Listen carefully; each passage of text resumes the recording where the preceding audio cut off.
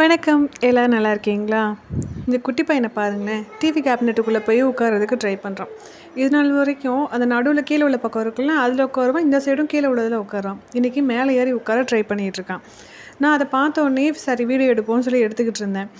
என்னை நான் வீடியோ எடுக்கங்கிறத பார்த்த உடனே குடுகுடுன்னு வெளியில் போனான். எங்கடா ஓடுறான்னு பார்த்தா இந்த செடி பக்கத்தில் போய் வேகமாக நின்றுக்கிட்டான்.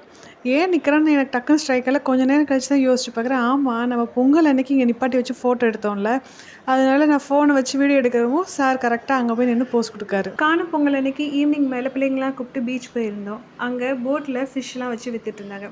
அதெல்லாம் ஃப்ரெஷ்ஷாக இருக்கும்னு சொல்லுவாங்கள்ல, சரி வாங்கலான்னு ஒரு ஐடியா இருந்துச்சு. ஆனால் வீட்டுக்கு வந்து செய்கிறதுக்கு லேட் ஆயிடுச்சுங்கிறதுனால வாங்கலை. அப்புறம் பிள்ளைங்களெல்லாம் கொஞ்சம் நேரம் விளையாட விட்டுட்டு சாப்பிட்றதுக்கு ஏதாவது வாங்கி கொடுத்துட்டு எப்போவுமே லாஸ்ட்டாக கிளம்புறதுக்கு முன்னாடி இந்த ஒரு கேம் மட்டும் விளையாட வச்சுட்டு கூட்டிகிட்டு வருவோமா. அந்த கேம் விளையாடும்போது ஸ்டார்டிங்லேயே அவன் என்கிட்ட கேட்பான் பெரியவன், நம்ம உங்களுக்கு எது வேணும்னு சொல்லுங்கள், அதை எடுத்து தரேன்னு சொல்லிட்டு. சில சமயம் அவனால் எடுக்க முடியும், சில சமயம் எடுக்க மாட்டான். ஆனால் அப்படி எடுத்து கொடுத்துட்டான்னா அவனுக்கு ஒரே சந்தோஷமாக தான் இருக்கும்.